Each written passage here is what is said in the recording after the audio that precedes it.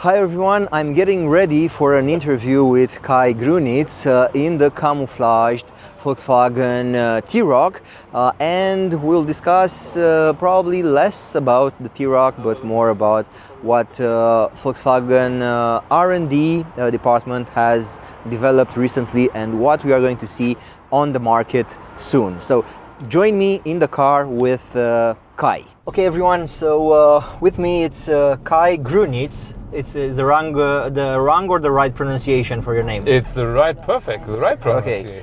Kai Grünitz. So you're the R&D head at Volkswagen, right? Yes. Cool. So all the hard questions can go to you, right? Yeah, I'm looking forward to hearing your questions. I'm very happy that I'm in the passenger seat because I have a list of many questions here. That was not possible to read while driving, so this is the better way. So while Kai is explaining the new vehicle, the new T, how we should call this car when it's electric is the T-Cross, right? The ID Cross. Exactly. This is a T-Roc. Yes. And the T-Cross is one... The EV equivalent, right? No, the T-Cross, the ICE version, so the T-Cross is one segment below that vehicle. Okay. This is T-Roc, and then the T-Cross is one level below. Okay. And the battery electric vehicle comparable to a T-Cross is the ID Cross. Okay. The vehicle we presented at the IAA. But they look very similar in size. No, they are from the inside. Our ID Cross is similar to that. Yes. But from the outside, it's smaller and very close to the T Cross. Okay. Is this idea of having separate, let's say, nameplates for different combustion types? Is going to be kept, or do you want to merge them at some point? I don't know. I think at some point of time we will merge it, but as long as we've got an ICE version next to a battery electric one, we will stay with different names. Okay, so it's the T-Roc, T-Cross. So on the EV side, we'll have the ID Cross and exactly. ID Polo, and yeah. Exactly. And regarding the GTX and the GTI for EVs, is there any insight that you can give us? Is the GTI or GTX? So today with our battery electric vehicles we have the GTX. Yes. And we will switch to GTI. Okay. At least with the ID Polo GTI. There will be a GTI version coming for the ID.3. Yeah, okay, yeah. And for the... Replacing the GTX. Probably. Replacing the GTX, exactly. Okay. But for the higher segments, T1 and so ID4, I think we will stay with GTX because there never had been a GTI for these vehicles. Okay. And maybe we switch to another name, but this is some topic for the future. Looks very complicated to have the, let's say, the right approach when you have so many models in the range, huh? It's hard to keep everybody happy, huh? Yes, regarding the names, so we will converge as much as possible these names, that for our customers it's easy to jump from an ICE version to battery electric version. So for example, we will introduce also the R line. So that's our sporty line in the vehicles. Okay. The R line to our battery electric vehicles, and then if you order R line, you get a sporty car in the battery electric world and in the ICE world. Okay. So to make it as easy as possible for our customers and to be honest, also for us in the engineering department. Okay, cool. In terms of development, how do you see or how do we see the partnerships with Xpeng and Rivian? We can already see some synergies already in these vehicles or in the future? So let's jump a little bit back. So why have we done that? So first of all, due to these geopolitical constraints, Yeah. Eastern, Western Hemisphere, it became necessary to develop two different electronic architectures, to have one for China and one for the Western area of the world. And we had to be fast. We knew, especially looking into the Chinese competitors landscape, we had to develop much faster than today, and that's why we decided to use an existing architecture with Japan in China and with Rivian in the Western Hemisphere, and that's why we made a joint venture with both of them. Okay, so for the European cars, we won't see too much synergies or I don't know interference. Not with the electronic architecture, so they are really separated. Yes. Really separated. Yes. But for modules, for example, for the battery, we can use the same modules in the Western and the Eastern. Okay, and software, something similar or no? So European software is CARIAD as we know it, or no? The European software for the sorry, I just have to take a look on that to make sure that we find the right way. Yeah. So for the European and North American market, we jump to the RVT, Rivian Volkswagen Technology Architecture. Okay. Starting in 27 with our ID.1 in Europe, and later on, 2 years later maybe, jumping to this architecture for the other vehicles. And until that point of time, we stay with the EQ 1.1 architecture of our MEBs. Okay. In which way the new ID cars are different than the ones that are currently on the market?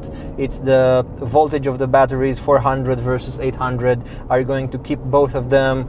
Front wheel drive, rear wheel drive, all wheel drive? What should we understand from all these novelties that are coming in Volkswagen lineup? So all our MEB vehicles will stay with 400 volt. Okay. So, all.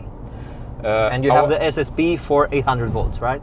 I come back to that later. Okay. Just let's stay for the MEBs. So all MEB vehicles will stay with 400 volt. Okay. Our platform for the ID.3, ID.4 and ID.7 will stay with rear wheel drive and all wheel drive. Okay. Also in the future. As long as we stay with the MEB platform, it will stay as it is. Okay. Our vehicles that we have shown today, our ID Polo, our ID Cross, they stand on a new developed platform, what we call MEB21. Yes. This MEB21 platform is a front-wheel driven platform. That's different to all other platforms. And for cost and efficiency reasons and drivabilities. And our SSPs later on, by the end of this decade somewhere, you will have 400 and 800 volt, and also, I guess, front wheel and rear wheel drive. Okay, so both front and rear wheel drive will be possible, and also all wheel drive, right? Exactly. Okay. But for the MEB21, the front wheel drive versions, could they also have all wheel drive if necessary? No, it's front wheel drive only. It's for front wheel drive only. Okay. On all the front driven cars that I drove till now, all the front wheel drive versions of any electric vehicle on the market, I've got wheel spin while turning, and maybe it's a bit wet or the road surface is not perfect. How can you do a better car with front wheel drive without wheel spin? So first of all, you have the same feeling also in the ICE world. Driving a GTI, also there you have wheel spinning on the road if you really push the pedal. And so it's not something new. To reduce that, you need a torque splitter. Yes. At the front axle. Okay. And that's what you will find in our GTI.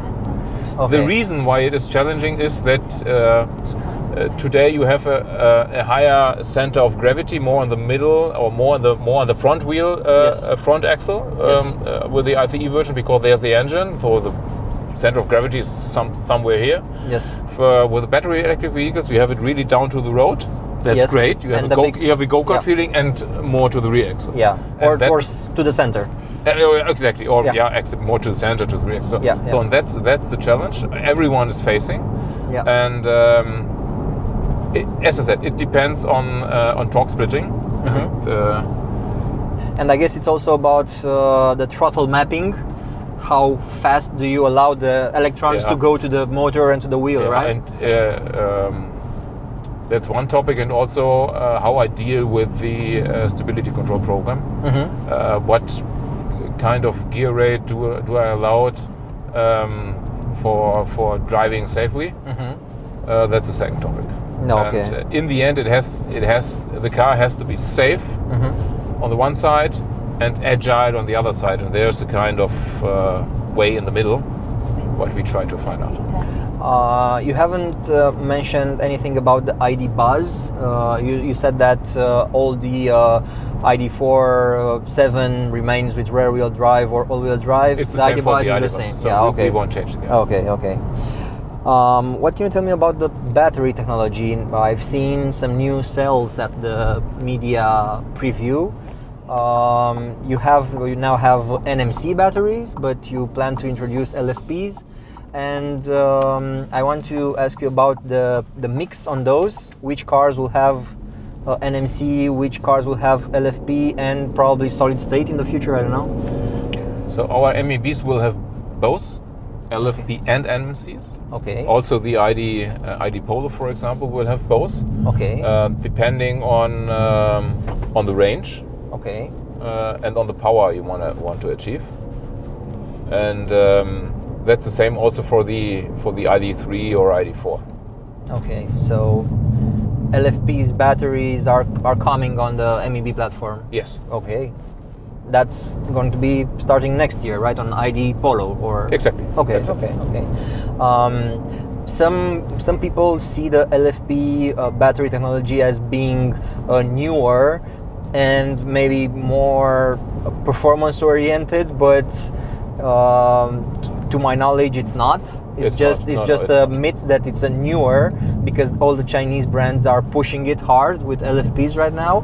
What's your take? I mean, how would you rate them? First, it's entry level, it's LFP. No. So then NMC, or no. First of all, the LFP is from a price point lower than NMC. It's not that expensive. That's why everyone is looking for LFP. Yeah. You can have the same charging power with LFP as with NMC. It depends on the cooling strategy of the battery. Yes. You can have the same power for driving. So it's not better or worse than the NMC, but it's lower from the price point, and that's why everyone is looking at LFP. Okay. But it's also increasing the weight of the vehicle, so it's heavier, and that's a huge disadvantage. And you need more space for implementing the same capacity than NMC. Okay, I see. And what about solid state? It's something that you are working on, or? Yeah, the group is working on that with QuantumScape, for example. And actually the plan is to introduce that by the end of the decade. But I don't think that the price point will meet the price point for a Golf or a Polo. Yeah, maybe. We will introduce that in a more premium oriented. Maybe on the SSP platform, probably. Yeah, definitely in an SSP platform, but not on an entry segment or a Golf segment. Really more on a premium segment. Okay, I see. Is it possible to see maybe hybrid EVs from the perspective of the battery? I mean, to have NMCs and I don't know, solid state in the same package, just to be more cost efficient? Is it possible to mix LFP with NMC or NMC with solid state? Is that possible to have like a hybrid battery? So you want to have in the same battery LFP and NMC cells? Probably a different module, but in the same vehicle, let's say. Yeah, that's what we have in the ID Polo. You will have in the ID Polo LFP and NMC, but not in the same time, not in the same battery pack. Yeah, not at this. So you can order LFP and NMC, but you can't order a battery where on one side is LFP and on the other side that doesn't make sense. Yeah, okay, I see. I was thinking that maybe from the price perspective, in the future, might be foreseeable to have or to see a mix of battery technologies using two types of different technologies. You know? Yeah, I think so. I think in the future there will be something different than LFP and NMC in the way we have today. Okay.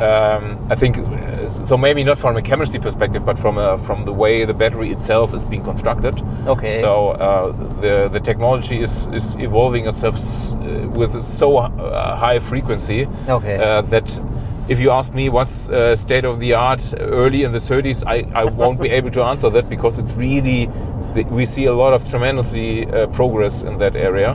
Okay. And we will also see that in our vehicles with the SSP. Okay, I see. Is Europe catching up the Asian battery technology, or you still see some more work to be done in Europe to catch up the Chinese or the Koreans? I won't say that we are beyond the Chinese. I think it's more a question of price point. So they have the advantage that they have all the raw materials in their own country. I think it's more about that and less about technology. So also we see a lot of good technology and battery concepts also in Europe and in the USA. So I don't think that we are beyond China. Okay, that's a good perspective, because the hype in the media, and if you read all the newspapers, is that China is leading the way somehow. That's the narrative. Let's say they are more pressing on the speed button than we do, because they really focus on BEV anyhow, and on hybrid, what we haven't done in the past. But I think we are catching up. Is there any way back to ICE vehicles, or let's say the mindset of the Volkswagen Group? It's already very well set on EVs and probably hybrids, because this is what the market demands. So I think the future will be fully electric. Yeah. Okay. But as we are a brand that delivers vehicles in all areas of the world, we see that in China they are really focusing on battery electric vehicles and on hybrids. So also in China we see that there is no 100% battery electric future. I see. Also hybrids. And in the US we see that they are more and more focusing on hybrids and less on battery electric vehicles. And Europe is somewhere in the middle. So there is a demand also for ICE vehicles. But in the end, that's what we are focusing on. In the end, there will be more battery electric vehicles and a fully battery electric future. Can you tell me anything or something about the one-pedal driving at Volkswagen for Volkswagen battery electric vehicles? Because now you don't have it on any model, and in the past when I had similar interviews, it was something like you are thinking about it. So can you make an update on that? What's your take on one-pedal driving? Yeah, you can drive it next year. Oh, really? Cool. Yeah, with the front-wheel drive? Not only front-wheel drive. Okay. And can that be also available for the current models via an update in the workshop or over the air, or it's just for the new vehicles? To be honest, I'm not sure if the functionality itself is possible. So there is no plan to do that. If there are technical restrictions, I don't know. If there is a demand, maybe. But to be very honest, I haven't thought about that yet. Okay. So I won't say yes or no, because I don't know it. Okay. But that's great news. But one pedal drive you will see next year. And we'll have the option to choose the maybe D remains like a normal petrol vehicle, and B mode is like one pedal driving, or Yeah, you will have both in the same car. okay, You can switch. okay. So two modes, regular and Yes. B Yes. mode with Yes. full stop. Okay. Yes. Also that easy with the switch, this Yes. kind of switch? Okay, Yes. that's good implementation. Great to hear that. Yeah. Great news. What about... What do you drive? ID.4? Yes, I have an ID.4. I also had the first edition ID.3. So cool. I know the evolution of the platform, and I appreciate it very much. I really like the development that I've got on the ID.4. Okay, And great. after 1 year... Then you will be happy about the next ID.4. I promise you. Well, probably I'll be sad because Why? I got used with the touch buttons after 1 year. It took me 1 year to love them, and now I don't want to go back. Drüber? Drüber, gerade drauf drüber. Here? Yeah? Genau, ja. Sorry, just have to Yeah, make no sure worries. that Yeah, yeah. So was- I got used with the capacitive buttons. I really love them right now. So that's one thing. The second thing is that I just got my ID.4 last year in a 48 months contract. So I won't be able to switch it that fast, even if I like the new model Okay. that much. But I really like the evolution of the AMB platform, and I really like the battery preheating function with the button. Yeah. That's something really that any EV should have, you know. Yeah, yeah. That's something really, really smart, and always shows you the charging power, Yeah. and that's great on Yeah. longer trips, including on this weather, because during the night it's cold. So if you want to Exactly. charge early in the morning, even if it's September, Exactly. you still need that function. So I like that.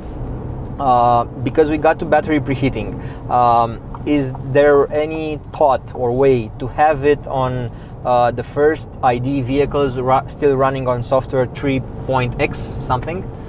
I know that there are a lot of questions about that topic Yeah. from the market. Yeah. So in the functionality, you see it in our IDS 4 and above vehicles. Yes. No. Okay.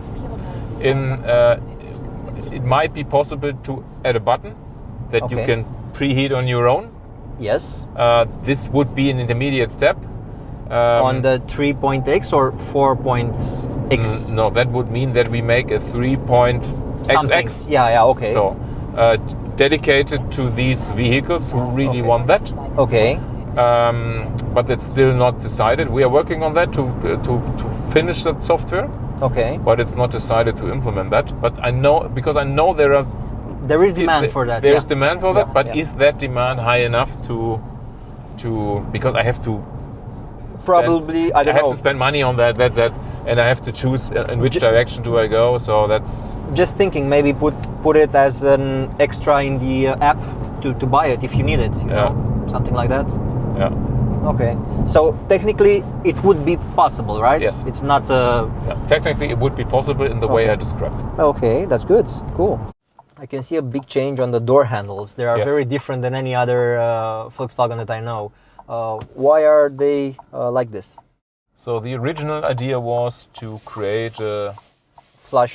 flush surface with new possibilities for design, and that's why we started to think about that idea. We made a lot of customer and user tests before, and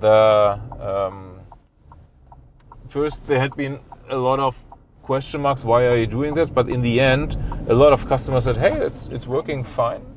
You have everything in one place, and you will have that. I think this is the mechanical one. You will have that fully electric.